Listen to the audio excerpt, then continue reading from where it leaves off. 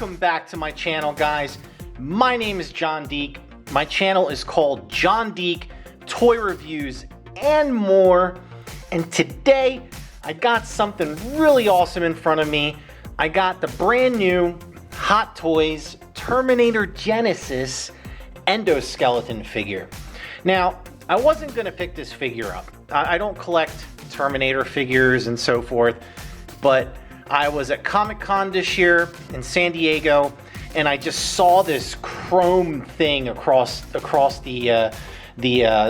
convention hall, and it just immediately homed in on it, and I was like, what is that? And I walked over there, and I just saw this Terminator figure, and it was just absolutely beautiful. I mean, so far, from all of the photos and videos that I've seen of this figure, nothing online, no final production photos, no videos has captured the true beauty of this, because in person it is a completely other figure. I mean, I just can't wait to see it. I haven't opened it yet. I've only seen it at Comic-Con. Really quick, before I get him out of the brown shipper, please take a moment to head over to Facebook. If you have a Facebook account, join our private exclusive action figure group. It's called 1/6 Society.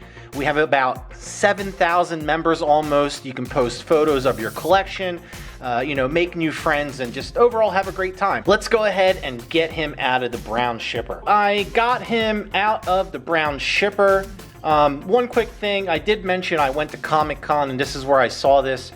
If you guys are collectors, I really believe that every collector in this hobby should get to experience Comic-Con at least once in their life. So just to give you a heads up, they did announce the dates for next year.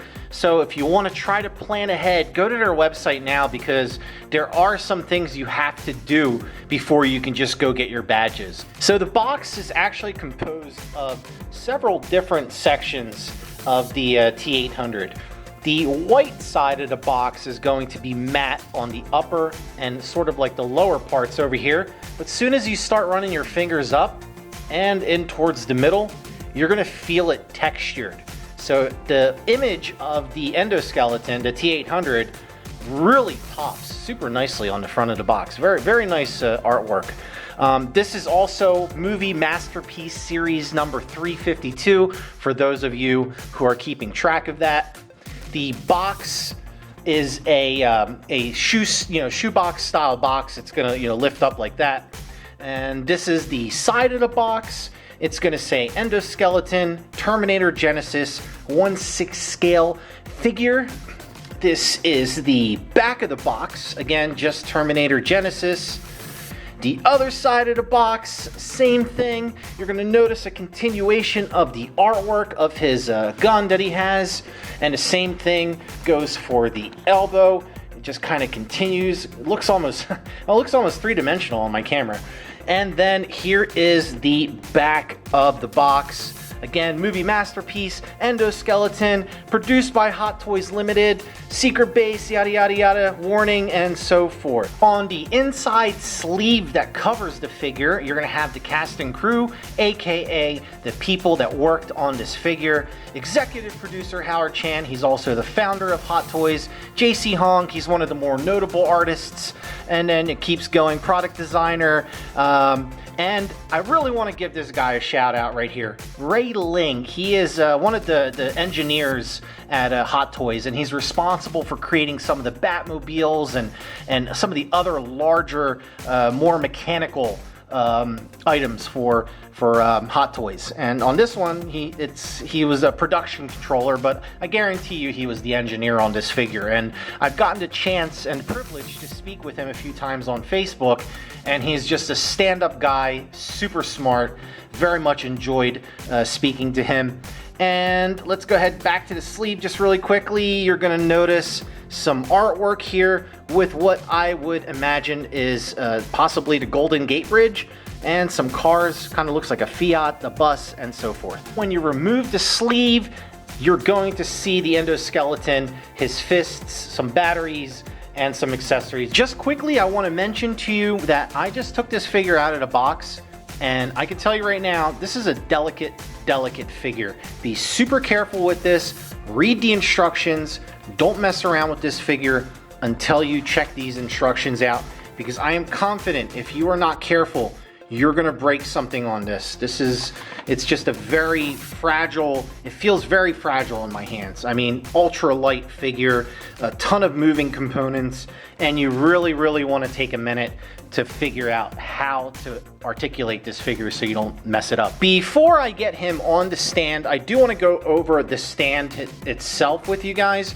It's going to come in two parts, which is going to be the actual stand itself and the metal crotch grabber here that it's going to click into the base, and also the base is going to be sort of like this sticker style textured base. It looks like it's printed on. It's not a real crated base. And then up front, at the front of the base, it's going to say Terminator Genisys Endoskeleton. And it's going to have two little, what you would think would be lights, but they are actually not, unfortunately. On the back, it's going to have this hole where presumably there would be a button to light these up, but there is not one. And on the bottom is this cover, which actually says Skydance Productions LLC Terminator Genisys is a trademark of Studio Canal. All rights received, 2017. I'm curious to see what's behind here. I tried to unscrew this here to see if there was anything in there, but it appears Hot Toys does not want you going in there because they use some sort of weird screw that it's either purposely stripped, or it's just one of those pop-in screws, because I can't get it out. It just keeps turning and turning, and I know for a fact I didn't strip it at all. So yeah, so that's the base. It's really obvious that it is a recycled base, and before I get into the whole review, that is the first disappointing thing about this figure. Figure's an expensive piece. Give us a new base. I'm going to show you guys how to get the batteries into the head of the endoskeleton, because it's a very delicate process and I don't want you guys to break anything. The back of the skull actually pops off, okay? In the back, there's going to be one pin here, one pin here, and one pin here on the inside of the reverse side of the skull. So on the inside of this, there's 3 pins. Over here on the top, okay, top right of the back, there's no pin. So I realized that the best possible way to do this is you're gonna have to take your fingernail right here, pop it in, and just pull it back just a little bit like this. And then with your other finger, try to slowly wiggle this thing off like this. And here are the 3 pins that I told you about. So that's why it's the best angle to go at would be this side here. Then what you're gonna wanna do is remove this tiny little screw, which is right here. And I recommend that if you don't have a precision screwdriver, a micro set, go out, get one. They're $5 at Home Depot, or get one on eBay. Don't try to use a big screwdriver for this, because you're going to strip the screw out. I'm almost positive of it. So what you want to do is you want to just take the screwdriver, pop it in here like so, give it a little test, make sure it's not going to strip it, and just unscrew it nicely and make sure you don't lose it like that. Once you have the screw out, I recommend you take a small, very thin flathead, and right underneath of the button is a little slot, okay? And very gently, what you want to do is just put it in there and just pull back the tab, and it's going to come right off. Then you're going to want to open up your batteries that came with it. You're going to receive 2 watch style batteries. The flat side of the battery is going to go against the spring that is inside the back of his head. Another great tool that if you're a collector in this hobby you might want to pick up are some ceramic tipped tweezers like this, because it really comes in handy, especially with these small little jobs. So I got that first one in, and then you kind of want to take the second one, push it up against that one, kind of apply a little bit of pressure to it. If it pops out, don't worry. And then just like this, push it in. And the batteries are in place. Right here above the batteries, right over here, is the actuator, the power button. I'm sorry. Well, it is an actuator, but that's the power button that you press to turn on the light. So before you put the back on and the skull on, you want to give that a press. And let's just kind of hope here that the light is on, and we do have the light, which I will show you guys in a little bit, but I just wanted to show you how to install the batteries. One quick tip: if you plan on having this figure for a long time and you don't plan on using these lights every day, remove these batteries because they will corrode the electronics of the figure over time. I'm going to put an article in the description box below that 1/6 Society did that explains to you about all the different types of damage batteries can do to your collectibles. The next thing I want to go over are going to be the accessories and the gun that comes with him. I'm going to start off with the hands. He's going to come with 3 sets of hands. And it's very important for me to note to you guys, these fingers on these hands, okay? They don't move. So don't try to move them or you're gonna break them. They're stationary fingers, they're molded hands, and they will break if you try to move them. They're not like individual fingers like, let's say, RoboCop. So this is going to be the first hand that you're going to get. It could be sort of his gun holder hand. And again, my camera, or no camera yet, has really done a good job of picking up the true amount of chrome that is on this figure. Yeah, so unfortunately you guys are just gonna have to deal with what I got here. I tried to get the lighting and everything as best as I could. So that's the one hand he comes with. And then you're also going to have more of a close-fisted hand right here. And again, you're going to notice just the chrome weathering and just the oil spots on the hands, the hydraulic fluid, you know, because endoskeleton is just all hydraulics and crazy magical Terminator stuff. And then of course the inside of the hand is going to have some dirt and wear. Then you're going to have more of an open hand again, sort of another, you know, gun style hand. And you're going to have, you know, little rivets in the back here and so forth, and grooves, and just again, you got the hydraulic fluid everywhere. That's pretty awesome. And finally, this is going to be another sort of a close-fisted hand. And so far from what I can see, the detail on the hands are pretty cool. I like that they added this splatter of the hydraulic fluid because it adds that realism of battle to the hands. And then on the figure itself, we're going to go over those hands later, but those are more relaxed, open hands. You know, when he wants to go get some you know, coffee or something, he just strolls into Terminator Bucks and gets himself a Grande 800. And here, next, we're going to go over his gun. The gun has several sections to it, okay? It has sort of like this one ballooned out section, kind of reminds me of the old school Super Soakers.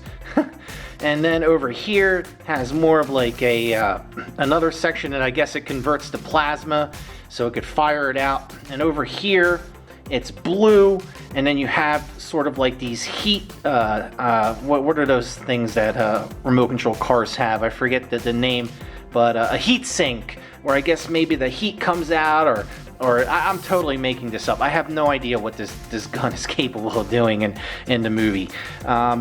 Regardless, at the bottom, you're going to have the handle, and over here, you're going to have another handle which rotates back and forth. Over here you have a piston, and then sort of like the front of the gun, the top of the gun, the bottom of the gun, and from what I can tell, these are the only moving, this is the only moving component of the gun.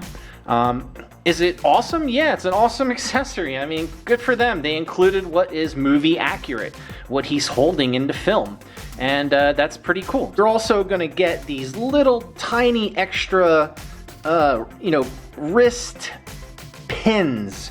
They're a little bit different than pegs, okay? Because I'm gonna show you how to switch out a wrist later on, because it's a very delicate process and it looks like Hot Toys planned ahead for people who might break it. It's definitely different than just swapping out a wrist. Don't go pulling this wrist out like you normally would with any figure, because you're gonna break it.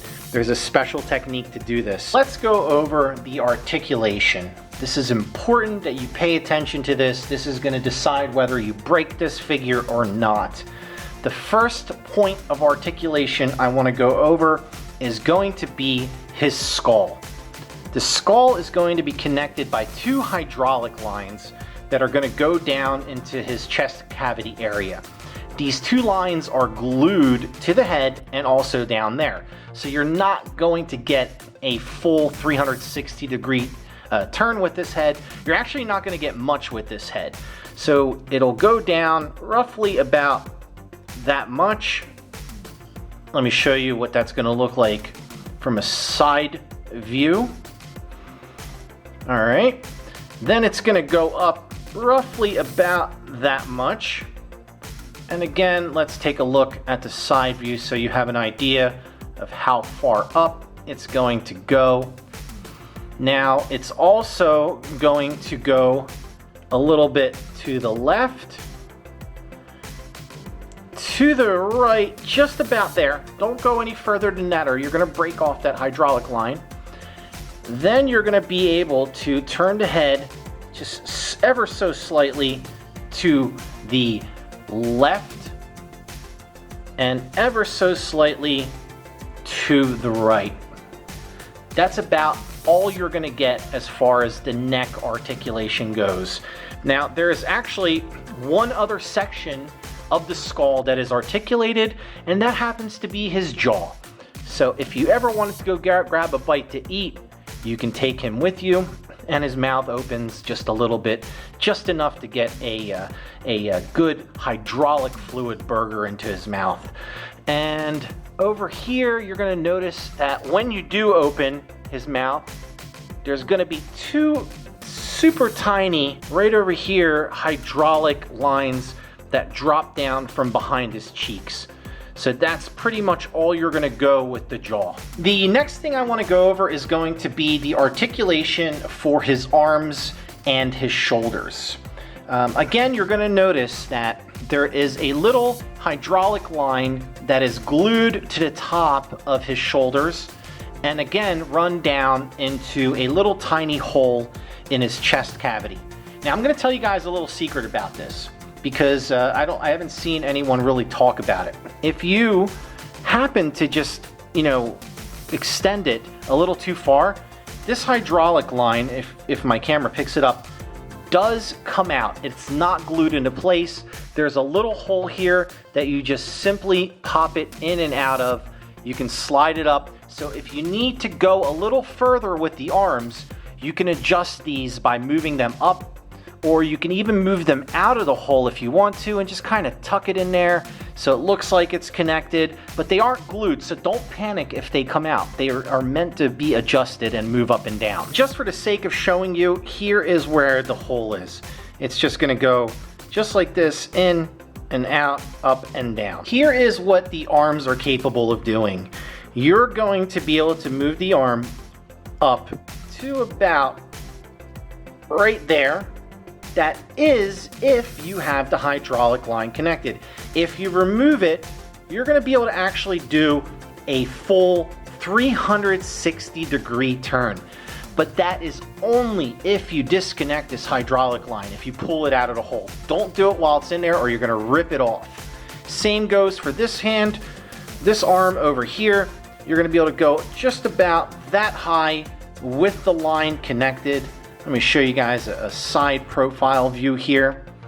And again, without it connected, you're going to be able to do that full 360-degree rotation. You're also going to be able to get a bend at the elbow to about right there. let me show you the side profile view. And as you're bending the elbow, you're going to notice that the hydraulic pistons are going to retract into whatever this part is. It's a sort of like a hydraulic shock of some sort. And when you move it out, it moves back out. But as this is moving out over here, the other one is moving in. So it's sort of like a seesaw of hydraulic pistons. It's very comparable to how an engine works, how a cylinder moves up and down. You're also going to be able to do the same thing for this arm. It's going to go up to about right there. Let me show you the side profile view of how far the arms go up. And then underneath the shoulders, you're also going to get a swivel at the top of the shoulders, like here. And that's actually going to be not a full 360, okay? It actually restricts itself, it stops. So you're gonna have to go back.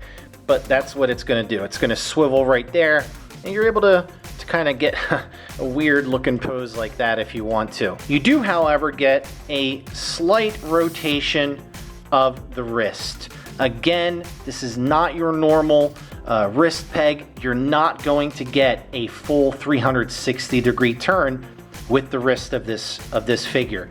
You're going to get it to right about there and right about there. So don't attempt to do a full 360-degree turn with the wrist. Moving on to the mid-torso section here, sort of like where the ab is, you're going to also notice that, again, you're going to have some hydraulic pistons here, and you're going to be able to kind of do a slight little ab crunch just to about right there. You don't really want to go any further than that. Let me show you what that's going to look like on a side profile.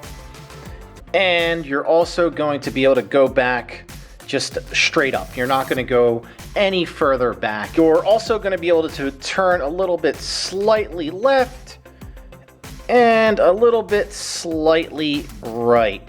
And again, you're going to notice the shifting in the hydraulic pistons there. Moving on to the articulation for the legs. At the bottom hips, you're going to get a outward motion to about right there. That's the side view. You're going to be able to rotate the hip joints outward and also slightly inward. So just to get a slighter close up here, it's on a ball joint. So you're able to rotate it sort of up, down, all around. Just again, be cautious of the pistons. Now the actual leg itself is going to come out fairly decent amount to almost all the way up right there. Same with the other leg. You can just move it all the way up. And again, another side profile. So if you want, your endoskeleton to pretend to be Karate Kid for a day, he can do it. Also at the knees, you're going to be able to get pretty decent amount of articulation at the knees. That's what it's going to look like on the side. And again, same thing with these knees. They're going to go up to just about right there. Now, also at the bottom of the knees, you're going to get a slight swivel underneath what would be his kneecap. You're going to be able to go to the right and to the left, but you're not going to be able to do a full 360-degree turn. Moving on to the feet. You're able to go slightly up to about right there. That's the side view. You're going to be able to go down to about right there. And also, you're going to be able to move the foot a little bit to the left, just right there. A little bit to the right, just right there. And what you want to be careful of, again, are the little pistons in the back of his Achilles heel right here, so you don't snap that while you're articulating the bottom of his foot. Now the toes, let me see if I can get this on camera, also move up and down. It's the front section, the first three toes will wiggle up and down. So that's pretty decent amount of articulation. I'm impressed. I just wanted to show you how you're going to swap out the hands that I mentioned to you are a little bit different than you might be used to. In my opinion, the best way to do this would be to raise the elbow up, kind of grasp him at the bicep like that, apply a little pressure, and then pull the wrist out like this, straight out. And you're going to notice that the arm came out with these the hand came out with these 3 long pistons. These 3 pistons actually connect back into the elbow here. They slide right in. So when you're changing out the hand, you're actually going to have to remove these pistons from the hand by just simply popping them off and then adding them to the new hand, sliding them back into the hole over here, all 3 holes, and then of course reattaching it to the actual wrist section with this little peg here. One word of advice when you're doing this: take your time, because you will break these little pegs if you do it too quickly, or you could damage your hands or something. You don't want to do that. Just take your time and you'll get it right. All right, I want to go over and show you all of the details of the figure. Just the overall craftsmanship and engineering that went into this figure is really, really impressive. I couldn't even begin to imagine how to begin to design a figure like this. I mean, I would imagine that it would take a fairly long time. But as you can tell, the skull itself has just a beautiful head. It looks just like, you know, a Terminator endoskeleton should look. And it has the light up feature, which I actually want to show you guys right now for the first time on camera. And there it is. That's what it's gonna look like when you guys turn this light on. It's pretty awesome. Let me turn out the lights for 1 second. So with the lights dimmed, you guys can really see how bright these little red LEDs are. So if you ever decide to photograph him with the lights on, I think it's gonna look pretty awesome. Moving on to the upper half of the figure, the most common complaint that I've seen in Facebook and various forums about this figure is the shoulder rotator cup, this black part right here. And the people are a little bit upset that this part is black. Well, here's the thing. This part is actually pretty much, for the most part, movie accurate. The endoskeleton in Genisys had the same identical rotator cup, and in the film, the rotator cup was sort of a black gunmetal color to it. You know, Hot Toys calls these series a movie masterpiece series, so they try to be very accurate when it comes to the movies. Could they have gone a little more gunmetal? Possibly, yeah. I mean, it's hard to tell, unless you actually go to the storage unit where they stored away the film endoskeleton and see it for yourself in person. But that's one of the most common complaints, and to be honest, it doesn't bother me. And I've seen people take it off and paint it. That is, of course, at your discretion if you wanted to do that. Besides that, you're going to have the chest armor right here, just various hydraulic lines, hydraulic pumps, pistons. Just the detail is, I mean, this is a really, really awesome figure. I'm really happy with it so far. Then down to the midsection here, you got sort of like that vertebrae look where the bones, what would be bones, are kind of sticking out, and his hips are molded over here. And again, you're going to notice in certain areas around the figure slight little yellowing, various sections that might have a little tiny yellow, and that to me indicates that this robot, this Terminator figure, has a hydraulic fluid that may have leaked out a little bit during battle. I think that's an awesome addition to to the details of the figure. And just looking at the legs, the traditional shapes and the different designs and the way it looks, and the hydraulic pistons and everything, and all the screws in the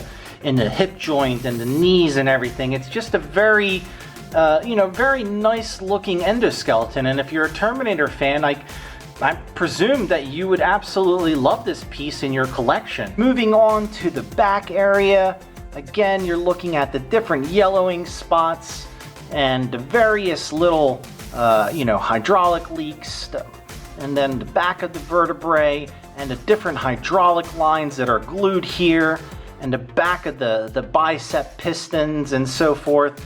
And of course, the back of the skull is there. It's a very intricate design, and they really did a good job of just bringing this figure to life. Same thing goes for the back of the legs. You're going to see the exposed hydraulics, and the back of the Achilles heel is going to have the piston that moves up and down when you move the legs. I mean, it's all there, guys. This is a pretty accurate version of a endoskeleton, especially from the film Genisys. I believe it's really important that I mention to you that this figure is extremely light. I mean, I think you're going to be very surprised how light it is. It's feather light. Now, I'm using the key word light. I'm not using cheap or inexpensive, because that is not the case here. The case is that the figure is light, but the overall engineering and construction of this figure is solid. I mean, there's just so much going on with this figure that it's just, it must have taken them, I don't know how long, to probably assemble one of these just to get it out to ship it to us. But as far as the weight goes, it's a light figure. It is plastic, chromed plastic, and it is not die cast. So if you're used to the die cast endos, then this probably won't be for you, because I'm telling you, it's really light. Final thoughts. What do I think about the endoskeleton? I love the chrome paintwork. They did a fantastic job with that. I love the little intricate details, the hydraulics, the hydraulic lines. It just looks really, really awesome, and it kind of brings back that old school Terminator feeling to me of watching the movie. I think the figure has pretty decent amount of articulation. I like the light up eyes. That's a really cool feature also. Some of the things I don't like about it is definitely the base.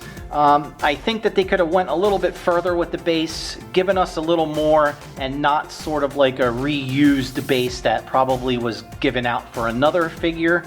The other thing that I dislike about it is just the overall weight could have been a little heavier. You know, it's a very light figure. It doesn't make it a bad figure, but it is a light figure, and I think it could have been a little bit heavier. Would I buy the figure again if I was not reviewing it? Absolutely. I'm a fan of the film Terminator Genisys. I know some people didn't like it. I did personally, and I think it's a cool figure to add next to Arnold. All right, guys, I hope you enjoyed my review. Please remember to subscribe to my channel. Click that little bell next to the subscription button so you guys get an email or a text message to let you know that I uploaded a new video. Make sure you smash that like button for me. Let me know that what I'm doing, you guys are enjoying it. Don't forget to join 1/6 Society on Facebook. Awesome action figure group. And until next time, guys, catch you at the next video.